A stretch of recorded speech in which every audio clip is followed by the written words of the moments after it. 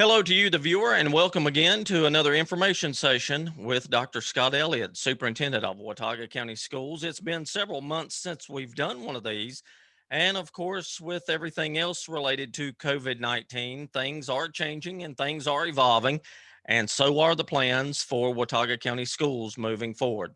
First and foremost, though, we'll lead off by talking about what's happened here in just the last couple of weeks since schools have returned to in-person schooling. And Dr. Elliott, good to see you again, my friend. How are you?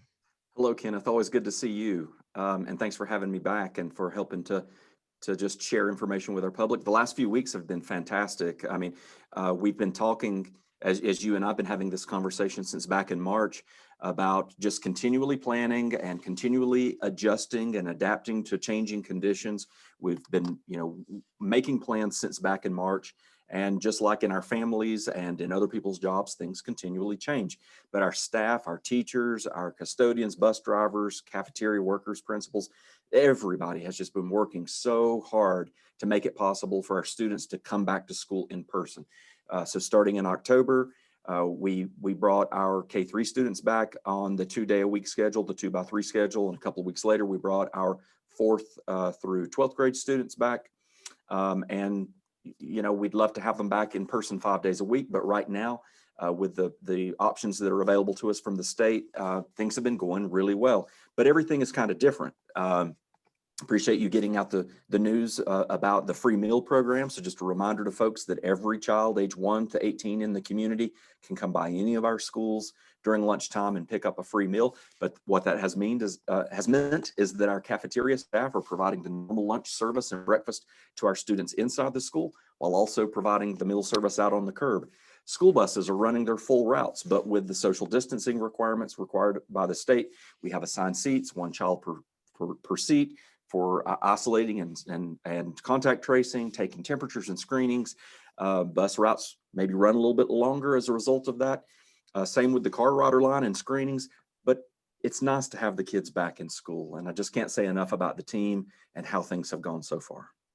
Yeah, and I know from a personal standpoint, my daughter is in 7th grade and she has been excited to be back in person. And it's funny you mentioned the car rider line. I dropped her off this morning and I asked one of the teachers that were asking those standard questions that are asked every morning. I said, "How many times a day do you feel like you ask these questions?" And she just kind of chuckled. She said, "A lot." Yeah. And, that's just a necessary thing that has to happen right now. And as we talk about the right now, as you said, things in the school system have went well. Uh, I'll touch on this just real briefly. There have been a few positive cases, but it has not been related to in school activities. And that is extremely important because some of our neighboring counties, Avery County comes to mind, they've not been so lucky. I think they've had an outbreak in almost every school in their Right. district right now, but Watauga has not to date. And we are Correct. recording this on Friday, November the 6th at 12 noon. Yeah, we've been very fortunate, but I also say it's a result of hard Yes. work for putting all those safety procedures in place. We've kind of put, a barrier around the school, if you will, in terms of the screening procedures and isolating and contact tracing. So back to the numbers, I encourage the public to check our website every Friday afternoon. We've been issuing an infographic the last few weeks of the new cases. And when we talk about those cases, I just want to be clear about what we're talking about. Our school nurses are recording positive cases of any of our staff and any of our students, regardless of how those cases are contracted. And as you said, for the most part, with the exception of about 3 cases back in August, among us staff members. I don't want to talk too much specifics and identify Right. people, I understand. but since our students have been back, no positive cases contracted at school that we know of. Hmm. But we've had, as of last week, about 70 of our staff and students since the start of school to get COVID. And those are because of outside of school activities, um, you know, social gatherings, athletic events outside of school, church events, things like that. We know, I mean, it's a pandemic. People get the virus. Yes. But when we find out about it, or if we find out that a student or a child has been at school before knowing that they were COVID positive, then the procedure is to look back 48 hours before they were symptomatic or before they had their positive test result. We identify who were they in close contact with. That's why the social distancing requirement is so important. But those that were within 6 feet for 15 minutes or longer, we make personal contact with those parents or those staff members to make sure that they know that they need to isolate. Many parents now have received a letter from their school saying that another child or a staff member in their grade level tested positive and that they should just monitor for symptoms, but otherwise they're fine to continue coming to school. And are those kind of things that we're doing that have so far enabled us to keep school healthy. And I say this, and I know I'm a cheerleader for our school system, but right now I think coming to school is probably the safest and healthiest Hmm. place for our children to be in the community. And I agree with you there on that point especially. And one other thing I'd like to mention, and then we'll move on to what is happening with the future of Watauga County schools. It's important not only for parents of our children, but everyone to continue to stay very diligent about doing what the recommendations are, to wear the mask and wash your hands, and because we've gotten past Halloween now, Right.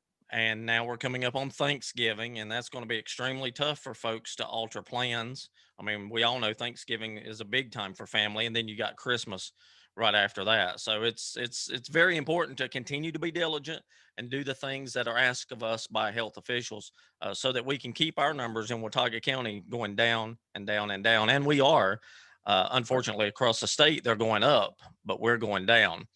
All right. That's Well, right. speaking of our numbers going down and the state, this kind of ties into what is happening with the future of Watauga County schools. You released a survey yesterday asking parents about information on how they plan to enroll their children for the second half of the school year. Um, That's right. that survey is going to be extremely important for all parents of children, parents and guardians of children that are in school. So let's talk about that survey a little bit and what the future possibly holds here for the school system. Great. Yeah, thank you, Kenneth. So we are looking forward to second semester. It's hard to believe we're looking down the barrel of the halfway point of the school year. So Thursday, yesterday, the day before we're recording this, we sent out a phone call to all of our parents. And by the way, it's a good time to check if you're hearing this conversation today and you didn't get that phone call yesterday, then it means that there's something missing with your contact information. And before we get into winter and snow days, and we'll probably be talking about that in a little bit, Mhm. let's make sure we have all of that contact information up to date. Give your school a call, make sure that you have the right contact people and contact numbers listed there at the school. But we also sent out an email. I have, I know it was lengthy, but there are some really important decisions that parents need to make. We called it a survey, but it's not like an opinion survey. We're not asking people what they think we should do in terms of how many days a week or whatever. What is this? What we are surveying is asking parents to sign up and to tell us for each one of their children what is their attendance plan for second semester. So back to August, we know that we had a number of families who said, hey, we're not comfortable right now. We don't know what the fall holds with the return of ASU students and Labor Day and the fall cold and flu season. We Mhm. want to step back from school and take advantage of the all remote Watauga Virtual Academy and keep our kids at home full time. But maybe we'll reevaluate this and have our children come back to school second semester. Well, now's the time that we need to know that information. So for each child, we ask for some information. We ask for the parent's name and email, the child's name, the student's information number. Just ask your child, what's your lunch number? Or look it up in Power School or ask your child's teacher so we can have that information. And then we basically ask, which of these two options do you want? Do you plan for your child second semester to come to school in person, whatever that might look like? Mhm. No. Or do you want your child to stay at home full time at home in the Watauga Virtual Academy? So, inevitably I'll get questions. Well, how long do you think we'll be 2 days a week? Do you think we'll go 5 days a week? Or what? I wish that any of us could know that. Yeah. But right now, we know that for the foreseeable future and until the state requirements change, our middle and high school students will be on the reduced capacity 2 day a week plan. We are talking about the possibility of bringing our K-5 students back at greater capacity, though we are seeing some concerns in other school systems who have done that. But parents need to know that that those are the two choices: in person at school, whatever that looks like, and all remote at home. And we need everyone to fill that out for each one of their children. And we're kind of giving it about a week and a half, 2 weekends. So a week from this Monday is the deadline for that. And we just sure hope everybody will take a few minutes to fill it out. And I'm looking at the press release that you sent out yesterday, and one of the more important items in that, you talk about the Watauga Virtual Academy, uh, and it says in this that if families choose to continue instruction through the virtual academy, they will not have the option of returning to face-to-face instruction. And there were a lot of questions about that back, I guess, in August or even before when you were talking about that, and this clearly says that you could students that are assigned in that academy could be assigned to a new class or teacher for the remainder of the year. So it's very important to remember that as well, because you have staffing issues that you have to address. We're trying to make this as family friendly as possible, but there Yeah, is a reality that there are limits to the number of options that are available. That there are limitations to class sizes, to the number of teachers that we have. Odds are if most everyone just sort of chose the option that they're in now, then most things would probably stay the same. There are no guarantees. But I sure. put that in that letter just so everybody knows that we'll have some students who come back to us. We may have some families that choose to go to the virtual academy. Things will change. Yeah, The assignment of students to classes will change for the virtual academy students, and who their teacher is might change. It might be that we need some of those virtual academy teachers to come back to school in person and teach because of increases in enrollment or students coming back to us in person. So that was just to say that this is still an option. We are not taking the virtual academy away. It just might look different yeah. for individual student or family second semester. We want people to know that. There was another caveat there, Kenneth, that was the second question that we ask parents to sign off on, which is that we want family members to discuss these plans and for parents to be in agreement. We're very, very happy that our parents communicate together and work together to make decisions on what's best for their children. But we also know that there are a lot of circumstances and situations where children are living between households or where parents may not always agree about their children's education. Hmm. We just ask those parents to not put the school in the middle, to discuss these plans and make decisions together, and then complete that survey once those decisions have been made. Now, as it stands now, just in case we have some viewers watching this that may be new to the Watauga school system or maybe new to the school system here in North Carolina, and I'm sure this may be the case everywhere, but just to make sure this point is gotten across, the next semester or the second half of the school year starts after the Christmas holiday New Year break. That's Um, right. and Yeah, the high typically, school teacher in me talks about semesters sometimes. And usually elementary and middle school parents don't always think of it that way. But we right. are talking about the second half of the school year, which will begin in January. And you said with this survey that you're trying to give it about a 2 week window, roughly, right? That you would like to have these turned back in or have them completed by. Is that right? Yes, I November should. 16th. That's exactly right. Thank you. I was looking at the calendar. Monday, No, November the 6th. Yes, yeah. will be the deadline for filling it out. So take some time this weekend, discuss it with your family, think about your plans. If you've been happy and feel safe and confident with your children coming to school as they have been, go ahead and just let us know that that's your plan to continue. If you have been in the Watauga Virtual Academy and you feel as though that is the best plan for your family and children and you plan to complete the rest of the school year in that way, go ahead and fill out the survey and let us know that too. If you are planning on making a change, and especially those who want their children to come back to school in person, we absolutely need to know that. We're asking that every parent fill out the survey for us. Off the top of your head, and you're always terrific with remembering numbers and percentages. What is the percentage of students that were in and still are the virtual academy now as opposed to in person? Do you know off the top of your head? We have, yeah, including our pre-K children, which do come all in person. We have about 4,600 students who are enrolled in school. We have about 800 students, K-12, who are in our virtual academy. So it's less than, doing the math quickly, it's less than the 20% that we first initially were planning for when we first put out the survey. When we first surveyed parents, parents told us maybe upwards of 25% of their of the children would be coming remotely. I think when it kind of came down to it, we Hmm. had a lot of families that just doing the math, that was 17%, Okay. who chose to come in person. And so it's been very manageable. It's been a large number. It's been a great challenge actually in managing the Watauga Virtual Academy, especially at our middle school where we have teachers with specific licenses. It's not like they can teach multiple necessarily grade levels. It's subject driven. But we know that the Watauga Virtual Academy is meeting a very specific need that many of our families and parents have.